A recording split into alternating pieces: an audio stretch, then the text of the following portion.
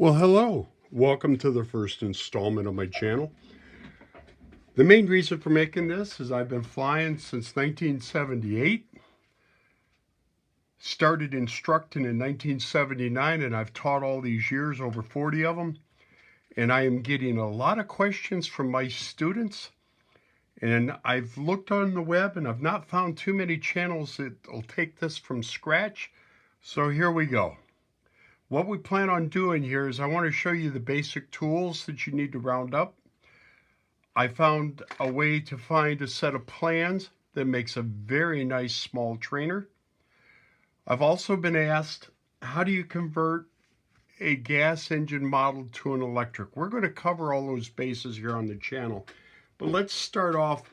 The first thing you need is a flat working surface.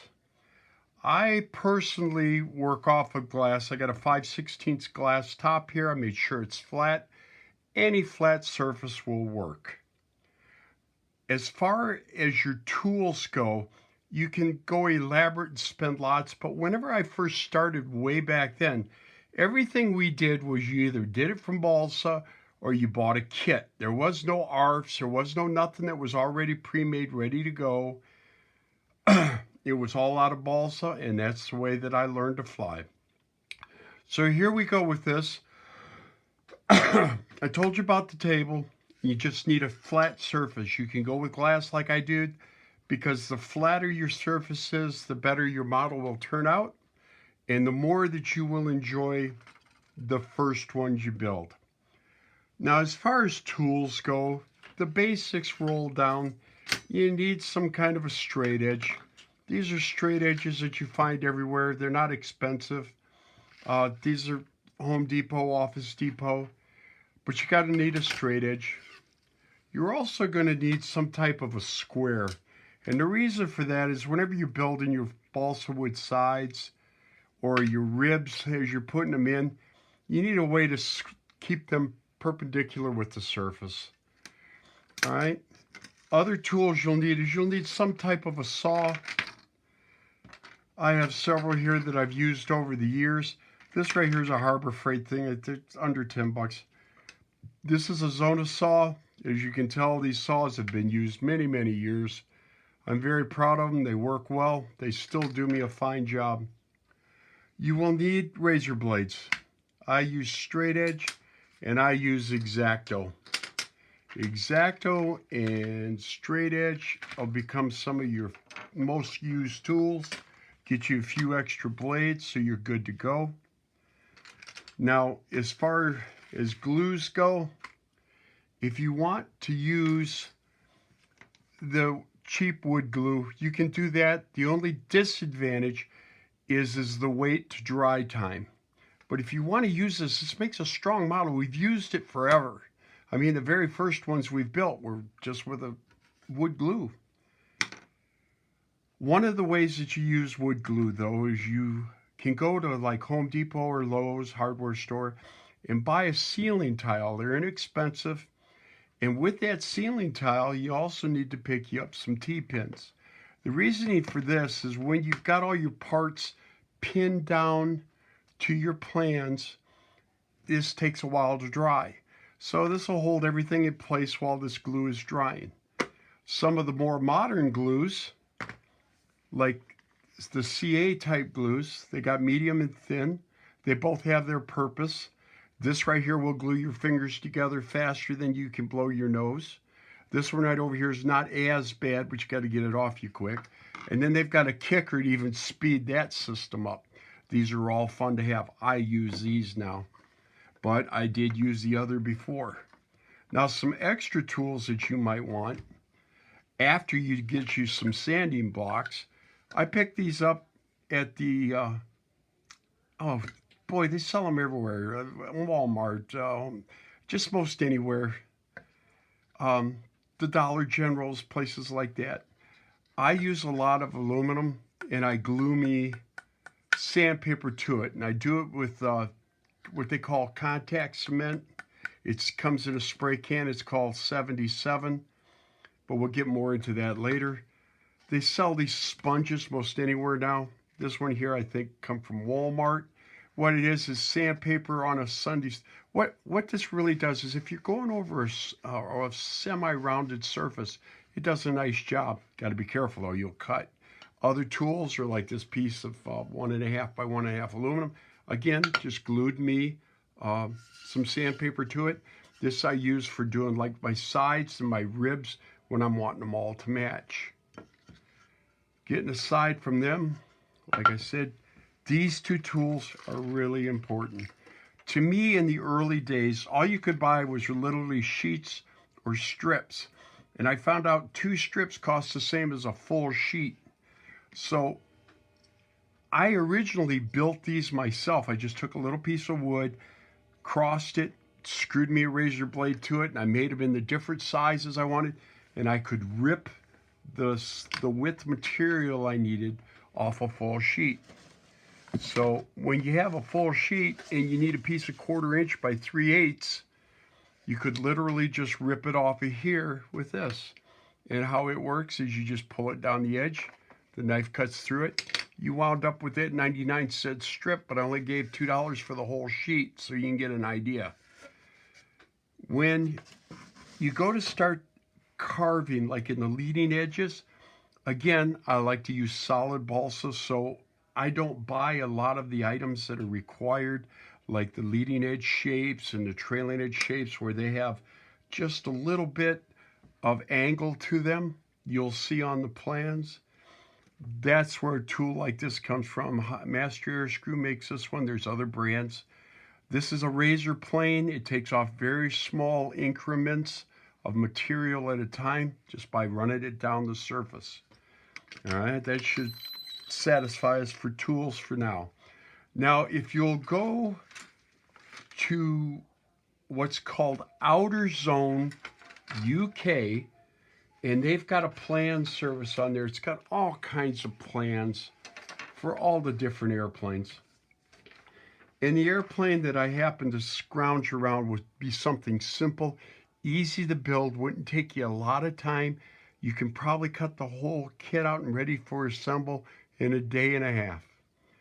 So what I wanted to show you is whenever you download the plans off of UK, they'll come as a full-size sheet. And what you need to do is you need to have Adobe in your computer, because you can go into Adobe and go to Portrait, and whenever you import that set of plans, it'll do what's called tiling. And what that does is it prints the plans out in sheets, okay, like this. All right. Now, when you get these, you'll see that a little bit off the edge, the plans have this little bit of clear area. Because if you run it all the way over to the edge of the sheet, you don't know whenever you're lining them up whether you're going to get a really good edge or not. So what I do is I take and I cut off on just one side of each sheet, same side of each sheet, a little strip. And what that lets me do is whenever I can put them together, I can line them up like this and get all my seams right so that you can see here, when they line up, it looks like one continuous piece of plans. And then I Scotch tape them together and I go on to do the next until I've got them all done all the way across. Now, whenever I get that done, what I wind up with is a set of plans, it looks like. Like I said, you will wind up with a set of plans that gives you the image of your whole airplane. And they really do a nice job. This airplane right here is called the Junior Telemaster. Now, when you go to Outer Zone, if you want to download this aircraft, go to the very bottom of the page where whenever you've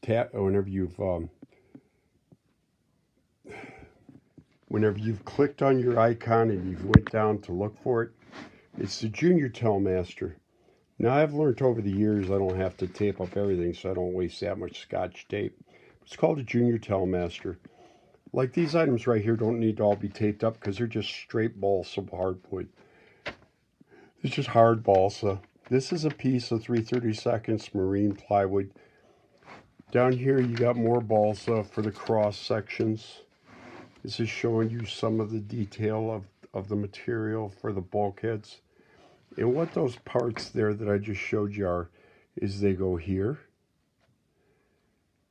and here, here, okay? And then they come out to the back. This is a view of the top of the airplane with the top deck removed, so you can get an idea. This bulkhead that I had showed you here also is here. Here. Here. And here. Now, if you'll notice, on this particular set of plans, they designed this to run with a 19 size motor. Now, the wingspan of this airplane is 48.5 inches. It's a nice airplane. That's over 4 feet. It flies with a very inexpensive electric motor, or if you happen to be a nitro person, you can go ahead and go with nitro. The elevator is very nice. It's one piece of solid 3/16. But here we have the plans. Now at this point, I'll take and I'll cut my plans, and I'll take and I'll cut out like the top.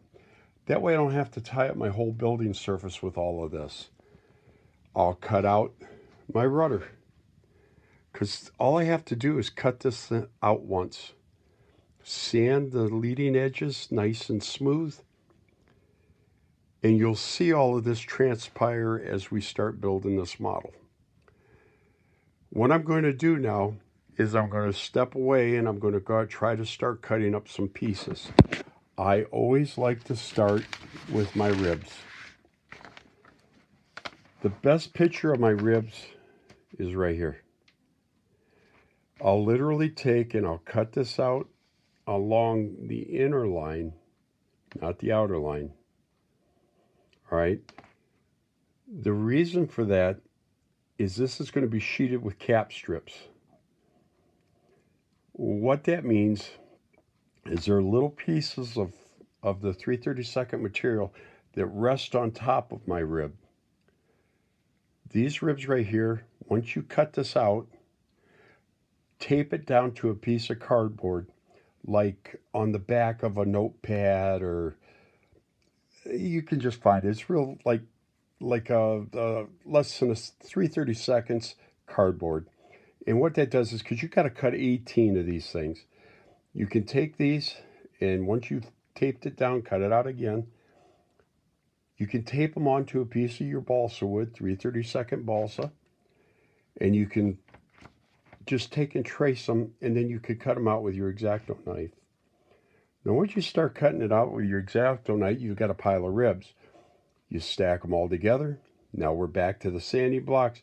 You sand the shape. You're good to go. Once you've got that done, you line up your trailing edge sheeting, which you can cut with your stripper, as they call it, and you can make all of these little pieces. These are the cap strips I was telling you about. Your front edge here is one whole piece. Now, if you do decide to build a plane, the materials that you'll have to start accumulating are as follows.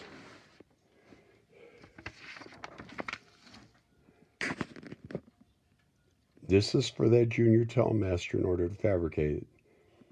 As you can see, there's very little here. If you order from one of the plywood houses, they'll have everything. It's probably, I don't even know what to tell you in prices. They vary so often, so fast. I purchase my balsa in packages like such and such. So therefore, I got plenty of balsa laying around. I find a deal on balsa, I go for it.